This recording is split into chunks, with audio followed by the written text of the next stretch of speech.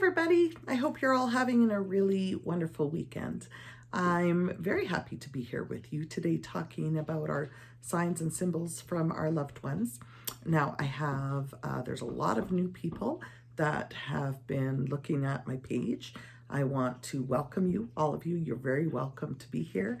I'm Leslie Beatty. I think I'm mostly known for my tarot readings. I do tarot readings all over the world thanks to our wonderful internet. And I wouldn't be able to do that successfully if I didn't have a connection with our spirit realm. There's so many beings there that are guiding us and giving us information. And one thing that I noticed is that there's a lot of you that feel like you have not yet received any signs or any symbols, and that can be heartbreaking, and I know that. What I want to encourage you, hopefully, is to know that they're actually always trying. There are so many different ways of observing how they come. And there are, the most well-known ones. I'm going to reiterate here. I think I've said this before, but for all of you new people joining. So we can get, they work a lot with feathers. I've just tell you a little story. I was sitting at my daughter's place and we were talking and nobody had on any clothing, or there was nothing around us that had any feathers in it that it could have been that. It was just, there was nothing. And as I was talking, these little, like they were teeny weeny little white feathers, and they were coming down seemingly from nowhere. And they were getting like in between my glasses and my eye, and it was crazy, right? That no other explanation for that. And so once they were acknowledged, they did stop falling. And then later when I left, my daughter had said, "Oh my God, I found some more feathers," and where I had been sitting and been around. So that is one way, okay? And saying how they all came down like that, it can be any kind of a feather, any color, anywhere. But the thing is, I mean, obviously we don't want to say, oh, be walking along somewhere where there's a bunch of birds usually and say, oh, well, there's some feathers. No, it's going to be in a way that points to how it's not a normal thing that could be happening at that time. So it would be an unusual place that you would find a feather. And it may not even be an actual feather. It can come in like a picture somebody shows you, or something in a book, with a feather on there. Like really, it's very broad. The thing is that our loved ones are very aware of how receptive we are. And plus, they do not want to scare us. So if they think that you're not ready, then they would be, holding back a little bit on that. And I would say that if you do feel ready, put that out there, have a talk with them. Just talk to them, just like I'm talking to you. Every single time that we talk about or to our loved ones, they're there and they can hear us. They are not with us continuously and constantly. They show up for like celebrations like Christmas and birthdays and whatever you celebrate.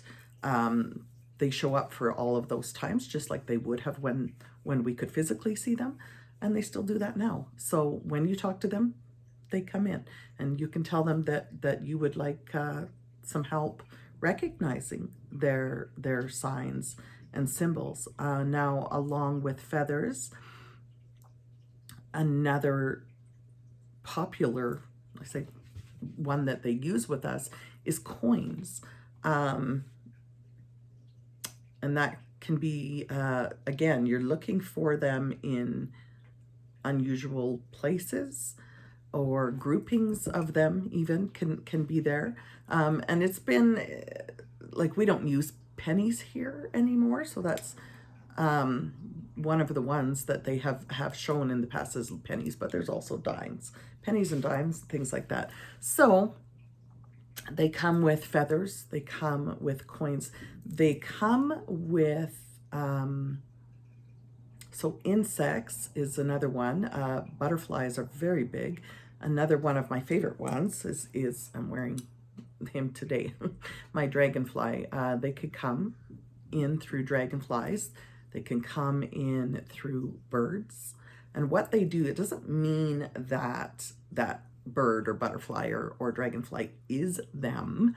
They come in and I'm trying to think of the right word right now. It's like they kind of share space with that particular animal or bug, and they direct them to you. So when you see a butterfly, if it's a butterfly that's, flying around you a lot or coming and touching you or landing on you, same as a dragonfly, or if they're in a certain place that has great meaning, that is your loved ones coming in and letting you know that they are doing just fine, and that more than just fine. I mean, when they've crossed over, they're restored.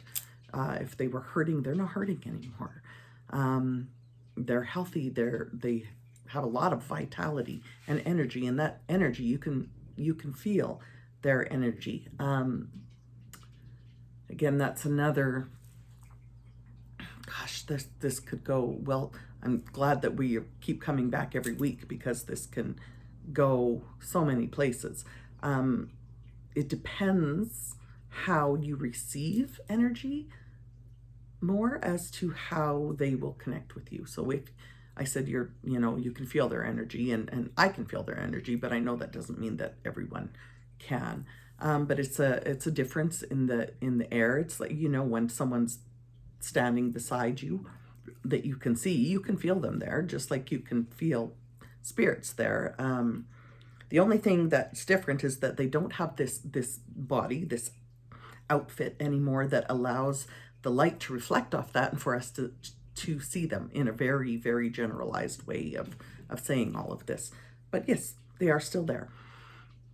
I could tell you a story about, so this is my father-in-law, and I do have permission from my husband to share this with you, or I wouldn't have done it.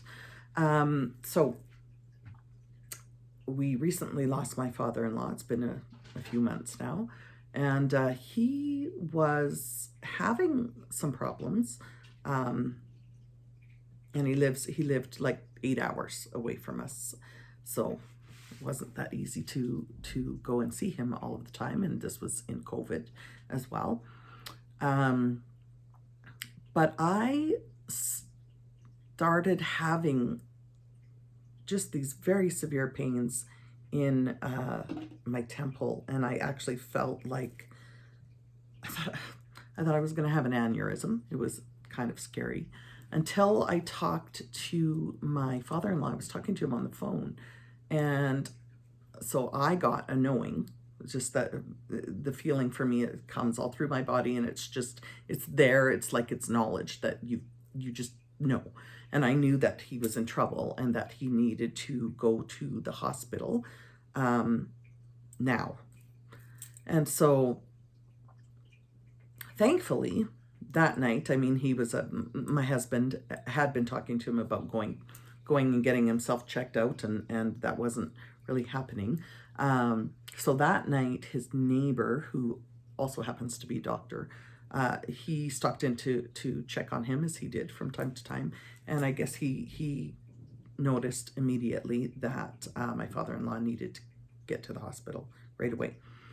So he did that, and I felt like he was having some mini strokes.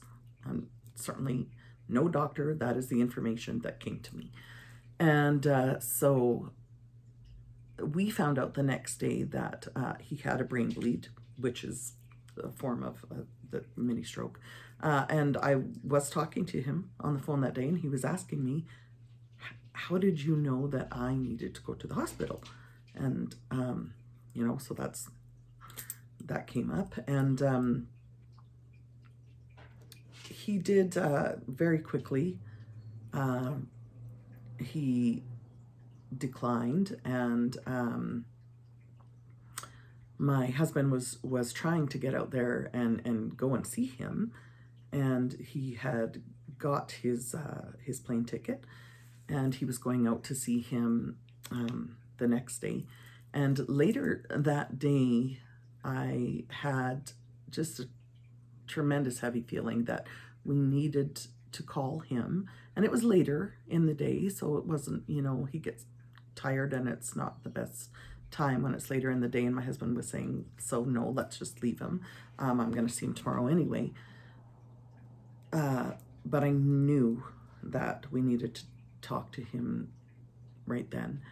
So we did call, and we FaceTimed, and we were both able to talk to him, and he wasn't able to talk back at that time, but he knew that we were there. And so I think it was 3 hours later, he passed away. So my husband wasn't able to get out there and physically see him, but like I said, I know that he knew that we were there, and that was so helpful to him to hear my husband, so that then he could just go. That's what he was waiting for. So that was very, very helpful to him. And then later on, it was his birthday, and he was with us. He was downstairs sitting on our couch. I could see him perfectly sitting there. And he was watching what my kids were doing and visiting with us. And I'm so thankful that just to know that he's, he's doing so much better.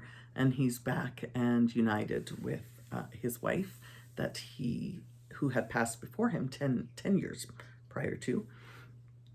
And they've both actually come to me, and I've seen my mother-in-law just laughing, laughing at something that my father-in-law was saying to me. It was a personal thing. I won't share it, but it was just really, just wonderful. So we definitely, these are here, and they're around us all the time. I think I've covered the feathers and the birds. I touched on the birds, dragonflies and butterflies, but yes, with the birds and some other things with that is, it's all, you're looking for something that is unusual.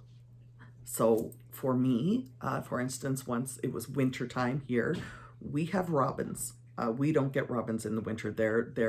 Everyone looks at the robin as, oh, it's first signs of spring and it's wonderful. So, but they're never here. But I had one, and I kept hearing him at first, and all I could do was hear him. I said, this robin in the middle of winter, what on earth is going on? So my family was making fun of me in good fun, and saying that, oh, you're crazy, there's no robin. Anyway, one day my son thankfully heard it, and then from then on, the robin started, didn't matter where it was in the house, it would come to that window and sing right outside that window.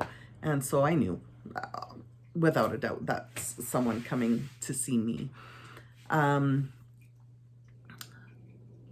think the biggest thing that I want to portray to you, those of you that feel that you haven't had those signs, again, I know I've said it, but please really do reach out to them, because they are very careful, like I said, about wanting to scare you.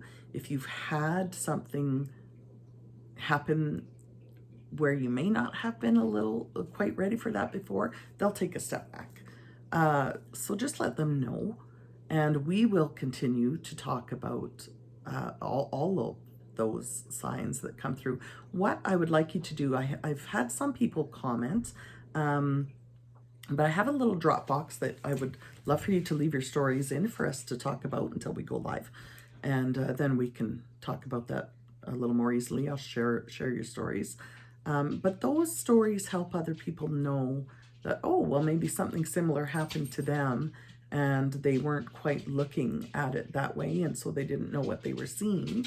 And that's what this is all about. So please let me know, one, if you prefer the videos this way, because my goal is to go live when everything's fixed up outside and we have a better Wi-Fi system. But I want to know that people are interested in that, and we can have, you know, the two-way communication. So it's not just me sitting here talking. I definitely want to hear from everybody what your thoughts and your feelings are on that as we move forward. So thank you all very much for coming today. I hope you continue to enjoy your weekend. And if you have any questions, please feel free to type those in as well, and I'll get back to you. And that will be, you know, that's also going to let me know what you would like to talk about. So give me your questions. I will answer them on our next time together. I look forward to seeing you, and I hope you have a great day. Thanks so much. Bye-bye.